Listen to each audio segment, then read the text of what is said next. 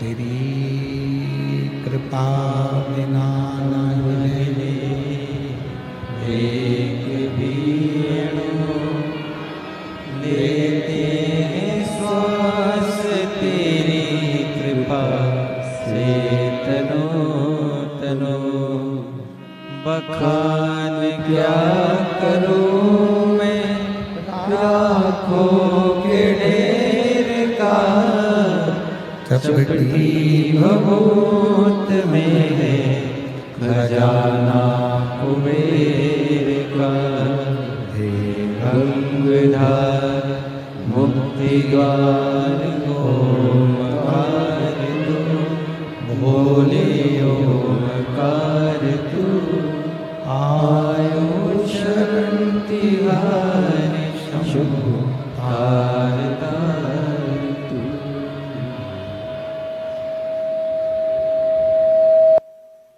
भगवान शिव जो संपूर्ण जगत का कल्याण करने वाले, संपूर्ण जगत का उद्धार करने वाले, जिनकी शरणागति संसार का मानव यदि एक बार भी भगवान शिव की शरणागति को प्राप्त करता है तो वो जीव कभी भी भटकन नहीं हो सकता।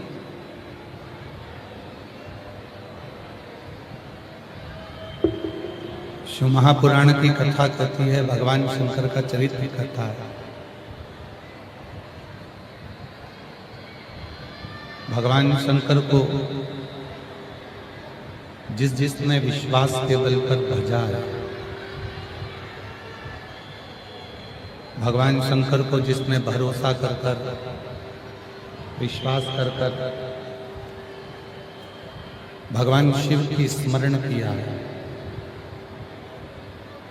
भगवान शंकर का मंत्र जाप किया, शिव के मंदिर में जाकर एक लोटा जल समर्पित किया, उस जीव को संसार में फिर भटकना नहीं पड़ता। फिर वो जीव भगवान शिव की ही शरणागति में रहता है। कल कथा में कहा था कि एक असुर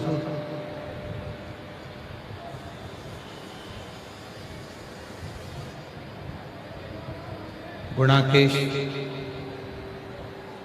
असुर होकर भी भगवान शिव का, भगवान नारायण का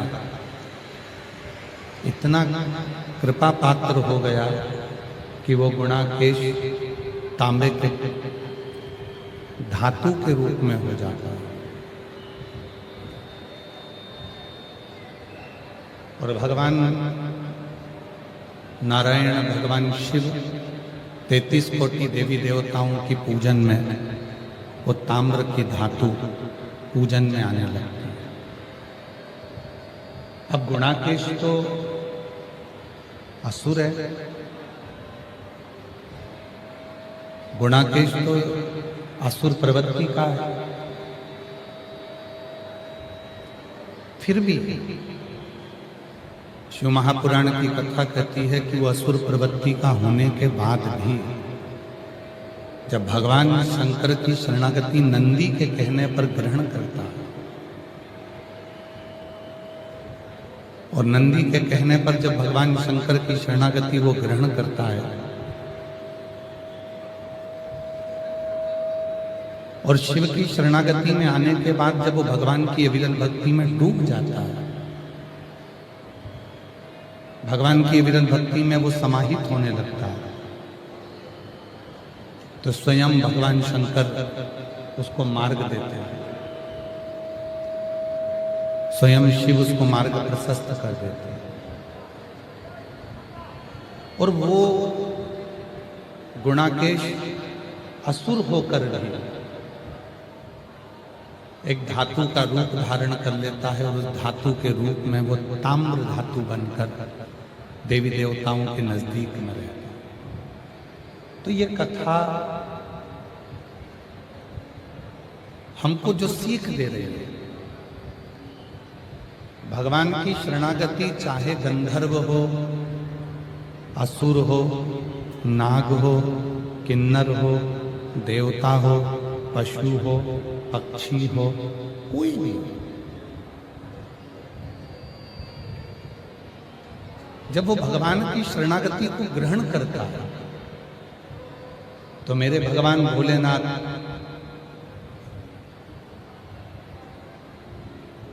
मेरे भगवान शिव शंकर ओघड़दानी त्रिकालदर्शी कैलाशी अविनाशी शिव उसके दोष नहीं देखते। भगवान शंकर अगर देखते हैं तो केवल गुण ही देखते।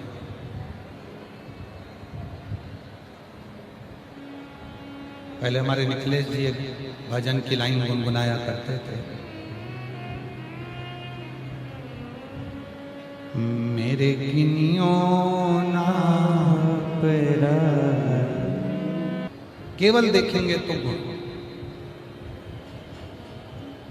अब कोई ने कहा कि गुरुजी, कोई कहता है कि मंत्र जपना जरूरी है, जब तक मंत्र नहीं जपोगे तब तक भगवान नहीं मिलेंगे। शिव महापुराण की कथा में यही प्रश्न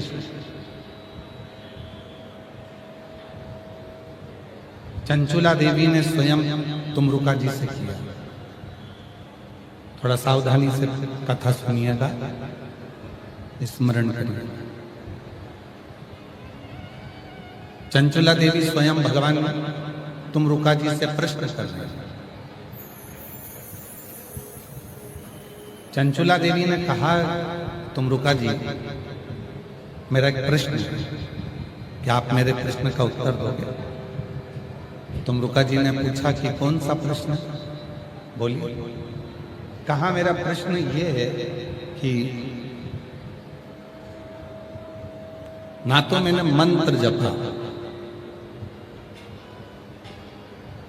ना मैंने कोई पुण्य करा, उसके बाद भी मैं पार्वती जी की सहेली कैसे बन गई? माता पार्वती जी की सखी कैसे बन? ना तो मैं कभी मंत्र को जपी हूं और ना कभी मैंने कोई पुण्य करा। अगर मैं पुण्य करती तो मेरे मन में रहता कि मैंने पुण्य करा, अगर मैं मंत्र जपती तो मेरे मन में रहता कि मैंने मंत्र जपा, पर ना मैंने मंत्र जपा और ना मैंने कोई पुण्य करा। फिर मैं कैलाश पार्वती जी की सहेली बनकर कैसे बैठ गई? तुमरुका जी ने कहा, चंचुला, तेरे गांव के लोग, सारा गांव इकट्ठा होकर गाड़ी में बैठकर, बैलगाड़ी में बैठकर किसी और जगह पर जा रहे थे। पर चंचुला, तूने जितने गांव के लोग किसी और जगह पर जा रहे थे, उन सारे गांव के लोगों को निवेदन कर कर, विनय कर कर, तू सारे गांव के लोगों को लेकर काशी चली गई और सारे गांव के लोगों को तूने काशी का दर्शन करा दिया। भले तुझे मंत्र नहीं आता था, पर तेरा मन पवित्र।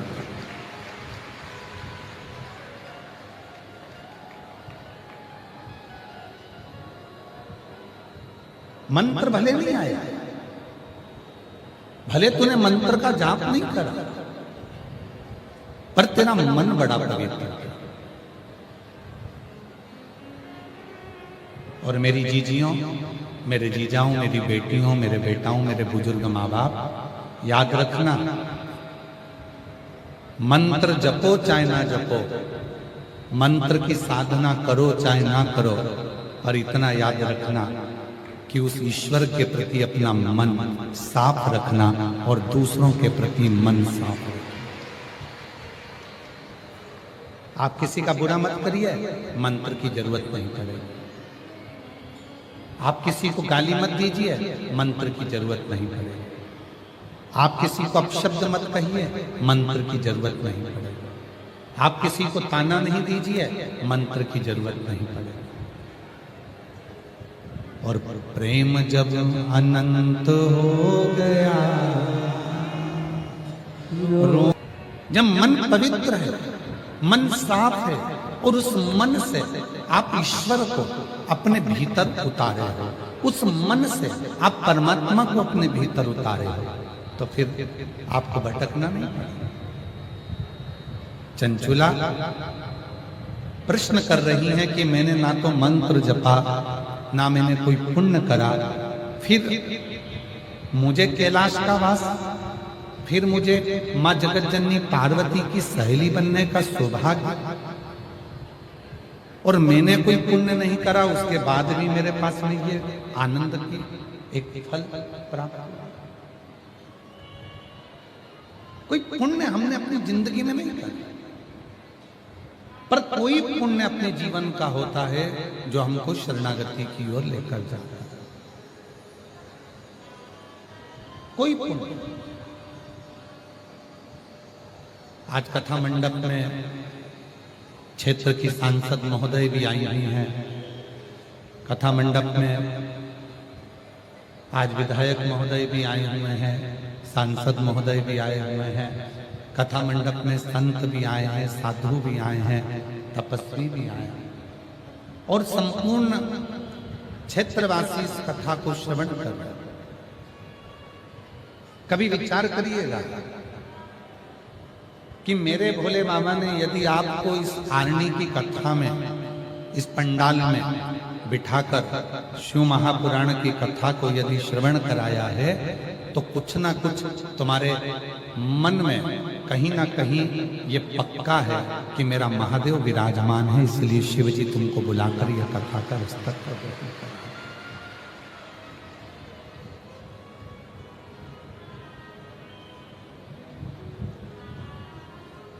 शिव स्वयं विराजमान, भगवान शंकर स्वयं तुम्हारी चित्तवृत्ति में बैठे। चंचुला, तूने मंत्र का जाप नहीं किया। चंचुला, तूने कोई मंत्र नहीं जपा। चंचुला, तूने कोई पुण्य नहीं किया।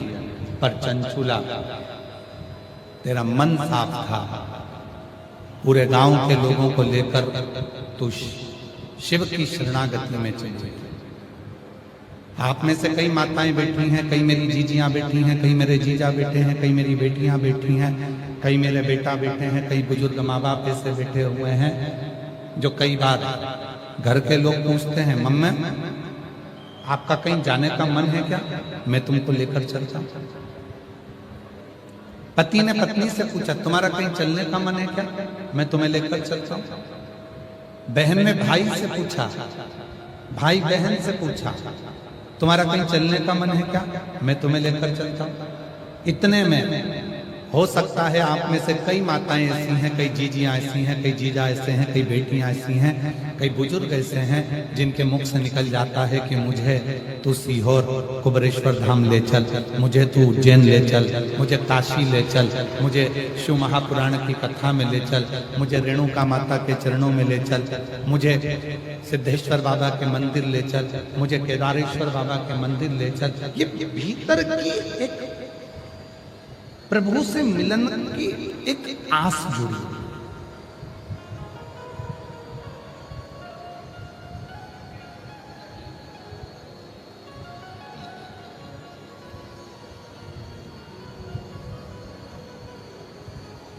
और प्रभु से मिलन की जो आस जुड़ी है भीतर, परमात्मा से मिलन की जो आस जुड़ी है भीतर, वो आस परमात्मा तक पहुंचा देती है।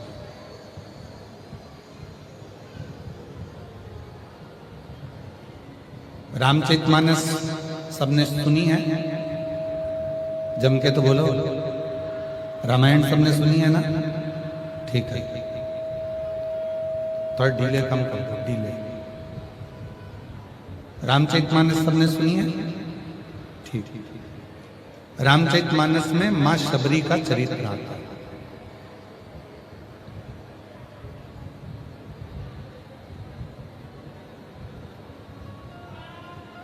एक बार माता शबरी ने मातंग बाबा से पूछा था कि मुझे कौन सा मंत्र जपना चाहिए।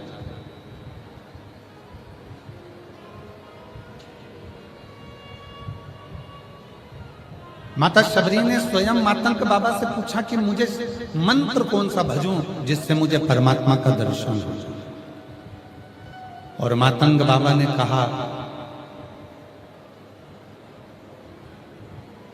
तुम मंत्र कोई भी जपो चलेगा, पर परमात्मा मंत्र से नहीं, परमात्मा मन देखकर तेरे पास आएगा।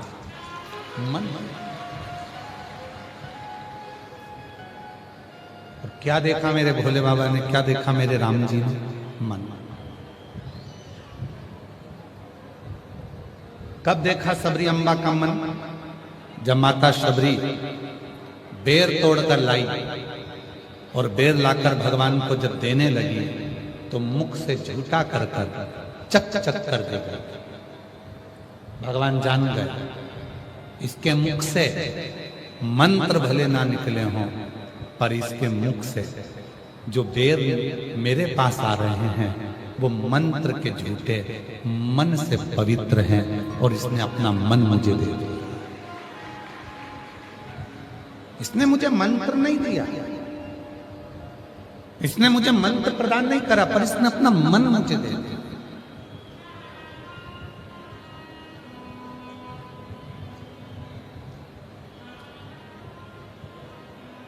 और आज के जमाने में होता क्या है,